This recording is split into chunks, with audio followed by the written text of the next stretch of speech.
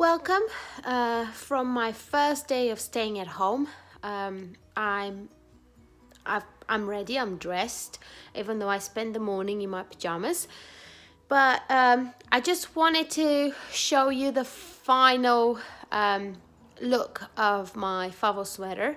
I finished it last Saturday. Well, Saturday, yeah. I finished seaming it. And I blocked it, just slightly blocked, because I feel like the knit has been so nicely arranged, and especially with the honeycomb brioche, it doesn't need like a full wet spin block, just like a little bit of steam. So that's what I've done, and I have it here on the bed, and I'm going to show you and it kind of explain to you the construction for it. What else can I say? The reason the reason why I haven't got anything else to show you is because I'm in a little bit of I can't think what to cast on for, and I've been looking through my wall, and I think I need to get all my books out and all my magazines out. Sorry for that interruption. Excited because my knit crate just came. I was just thinking, wow, it's the 24th today. I'm sure the knit crate won't be coming till April, but it came today, and yay! I can film an unboxing. I've just it's so, I don't know, like we've had a few parcels come through, and the postman rings the doorbell. He lays it on the like in front of the door, and then they walk back, and they stay away, which I find it sad but encouraging, because that means people are obeying this social distancing that we're supposed to be doing these days.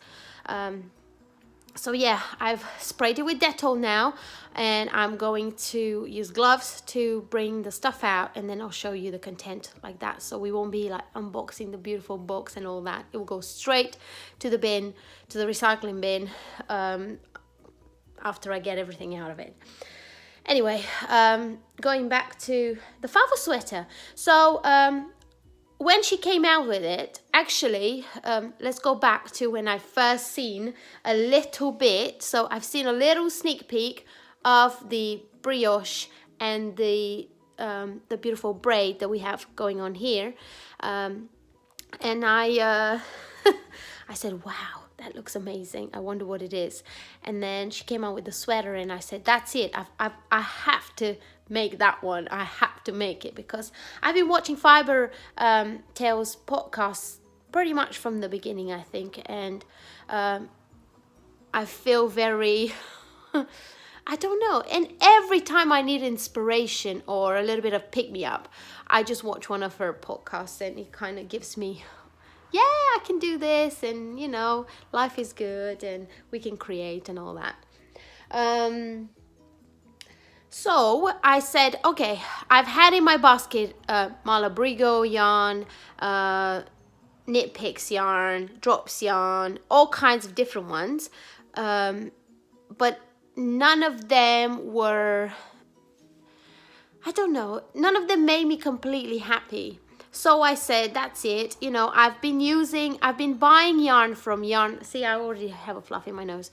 I've been buying yarn from Yarn Undyed for a couple of years now to use for my avocado dyed yarn and turmeric dyed yarn. And I said, how about I buy some yarn, like a bulk, as much as I need, and then I use some avocado dye and dye my own yarn for the Favo sweater. And wow, I'll insert some clips. So I've put some water, I put it through the filter, like the Brita filter, to, I don't know, I just read that it's better like that. And I put all my gathered avocado skins, and I've got quite a lot of pips, and they all look like that because they're quite dried up, like completely dried up for months. So I want to experiment and see if they're going to give it a like a brighter pink. And here I put the skins of all the pips, and I'm gonna pour some boiling water on top to see if they're gonna release any color in there. But these, I'm gonna put them on really, really low for a few hours and see what color they release, and then I will decide whether I'm gonna put my yarn in it or not. And let me just show you the yarn I've got. So this is the place Yarn Undyed by AC Wood. I buy the undyed yarn at this company, and I've got here 500 grams of DK weight untreated merino. It's yeah, so 5 skeins of 100 grams each. And I really like this company. They're really fast with the shipping, and you can buy 100 gram skeins, or you can buy 500 in like 5 different skeins here. And I usually just buy like a set of 5, and I think I paid £34 for this pack, so it's not too bad considering that you get 500 grams of merino wool. Let's open it. Well, let me use 2 hands. So about an hour later, this is what the water looks like. Let me just get a spoon, scoop some out. So as you can see, it looks yellower in the camera. If you look down at the bottom of the pan, it's pinky. So I'm gonna let it slowly simmer for another hour or so and see if it's gonna get stronger. And in the meantime, I've quite liked the color. In the meantime, I'm going to go and soak my wool.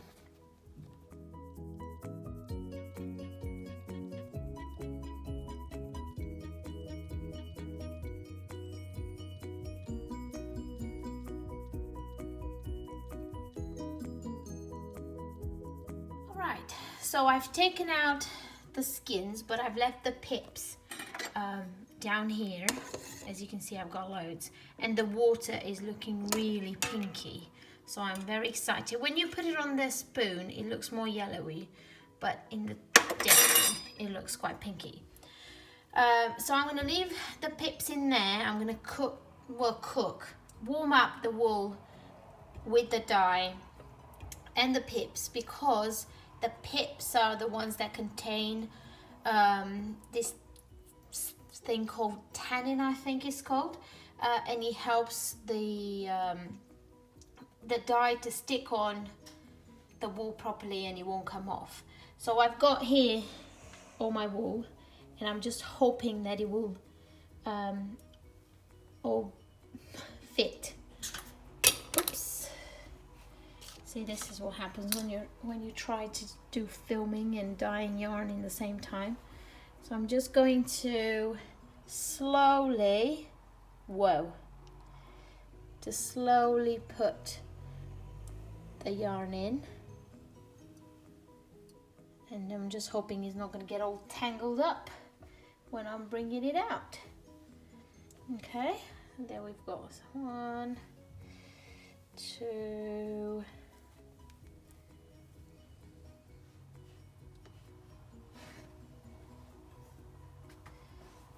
3. Oh, I wish I had a bigger pot. This is the biggest I have around the house. 3. Oh, I think we'll be fine. We'll be fine. Whoopsie. We'll be fine. 3, 4. So all I need to do is put 1 more in, and then submerge it all in the dye. Here we go.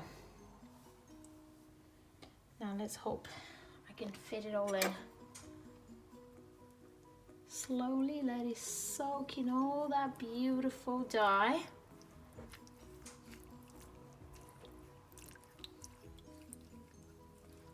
There we go. Officially all the yarn is in. So now what I'm going to do, oh, it already has a bit of dye on. Oh, this is exciting.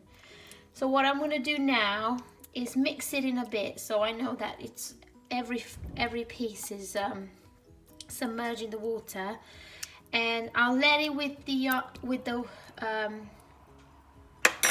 I'll leave the hob off until it cools down. As you can see, I can put my hand in. The yarn, it's not that hot, so I can put my hand in.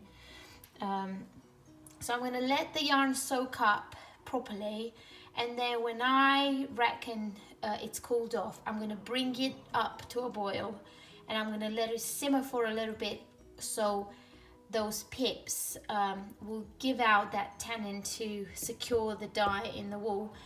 And then I'm going to let it completely get cold until tomorrow morning, and tomorrow morning we will take it out and wash it and see if we have pink yarn or yellow yarn or cream yarn. Even if it's cream, I don't mind. So my yarn is finished, is dried, is put into these hanks, and it's not as pink as I hoped it would be.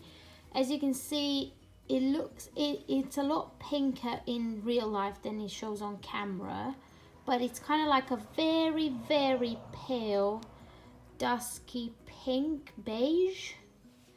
Let me show you. Here is it is. Compared to the natural, so this is what it was and this is what it is now. So as you can see, there's quite a big difference there. You can see a little bit more pinkiness in it, but I want to show you my best pink that I got with avocado is this one.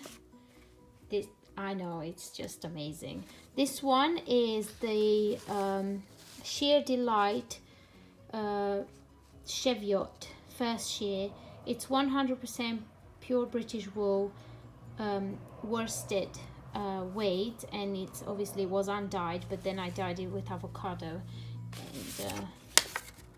and this is like pink, but in one bath I've done one skein. This one I've done 5 skeins, so 500 grams. That's why it's so pale, but I really like the shade. I have ordered some beige, like light beige kid silk mohair to go with it for my Favo sweater, so it's gonna turn out like this beautiful beige natural pink color. But anyway, I just wanted to show you what it looks like, and yeah, this is pink, all right. I like this color a lot. But yeah, that's my wool, and that's what it looks like. You see, there's these ones, they show like light beige on the camera, but they're actually light pink. There you go, my avocado dyed yarn. So, as you can see, the yarn definition is beautiful with this merino. Look at that. Oh, that's just gorgeous. And you can see the fuzz. Can you see the fuzziness? It's nice. So yeah, I dyed my yarn. I went ahead and ordered some mohair, and I cast on with the back. I started with the back because I thought, I honestly, I was a bit scared of the cables and the whole thing on the front. So I said, I'll start with the back, I'll see how it goes, especially with the brioche on the sides, and then I'll do the front when I have a bit more time on my hands. But I started this as a gift for myself on my birthday. So I did the cast on, a size small, by the way. I use size small, and I'm a size 10 UK. Done the cast on, and then the rest, I mean, it just flew. I couldn't believe it, how fast I was making fabric. So I pretty much finished the back that day, and I did the cast on the front. Let me just swap it.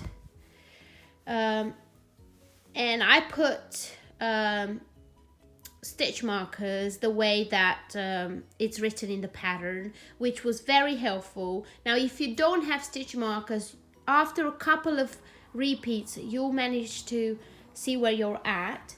The other thing is, I thought I would get confused with the cables and make one longer than the other. I didn't. It all worked out fine. The bobbles, some of them I still need to pick them to bring them on the outside, but they look pretty, I think. I like this slipped stitches. This side looks a lot neater than this one, but I mean, I've done the best I could, so yeah, I think it's nice. The rickrack rib is beautiful. The braid is, oh my goodness, the braid.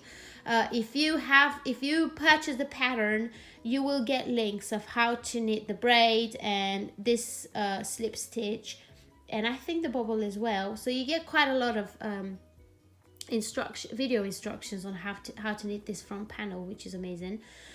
This braid, oh my goodness. So you kind of have to knit all the way and then unravel and then do the crochet chain. I have a picture. I will try to insert pictures of the stages as I go through. It was beautiful. I enjoyed it so much. I got so excited by the time I got to the top. I said, yes, now I can unravel into this beautiful braid. The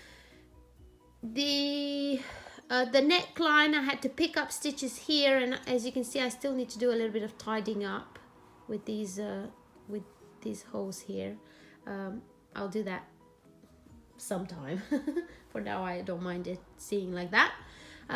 Picked up stitches, knitted quite a big chunk, and then folded it in half and did the stitch on the inside, pretty much like a slip stitch, which was fine. The sleeves, I would, if I need another one, and I'm pretty sure I will knit another one.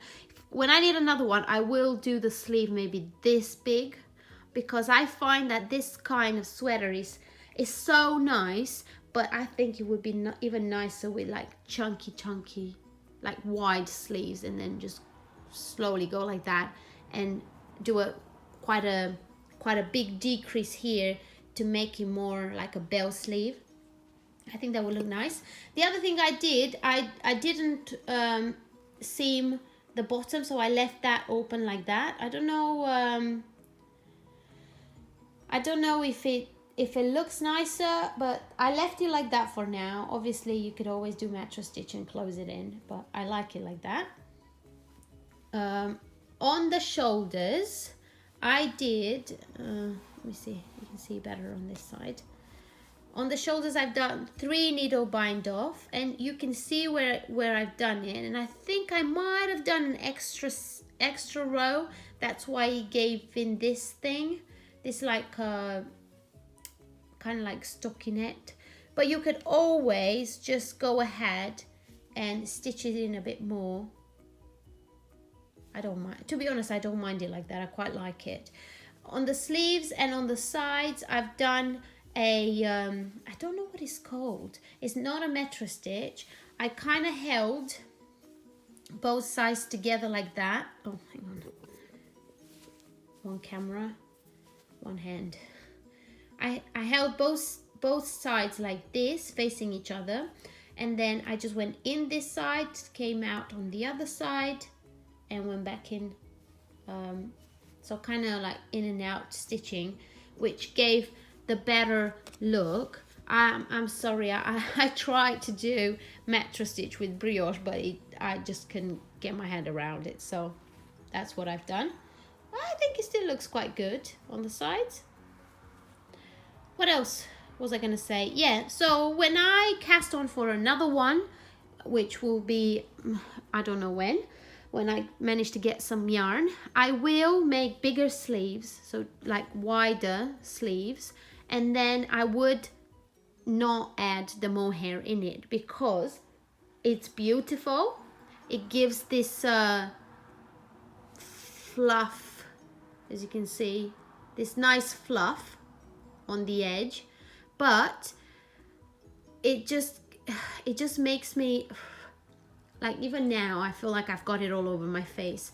So just by knitting with it, I've had it on my face and in my mouth, and anyway, so can you imagine wearing it? It will be a lot more fluffier, and you know, I'm not that keen on more hair. I like the look of it and the feel of it, but I prefer to be more comfortable than trying to get all the fluff off my face all the time. Now, the other thing I was gonna say is that this is a very chunky knit. You wouldn't be able to wear it underneath a coat. You could wear it as a, like, on top in spring or autumn, which will be fine.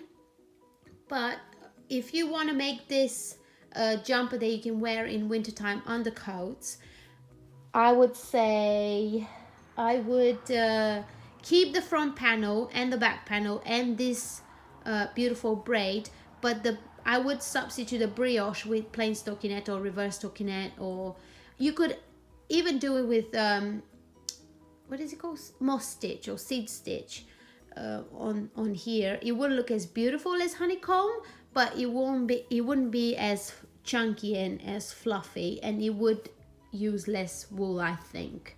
I haven't done that yet, so I'll probably do my next Favo sweater without the brioche to see, you know, how it feels. But yeah, that's my Favo sweater and I love it. I've managed to knit the back on my birthday, the front on the day after, a sleeve and a half on the Saturday, and then the other half of the sleeve all through the week because I had to go back to work, so I didn't have time.